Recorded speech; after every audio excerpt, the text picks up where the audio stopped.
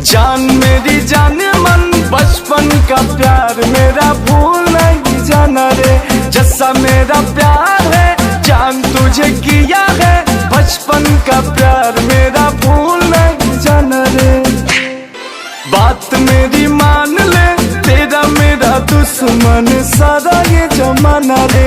याद कर तू वो दिन रहती थी ना मेरे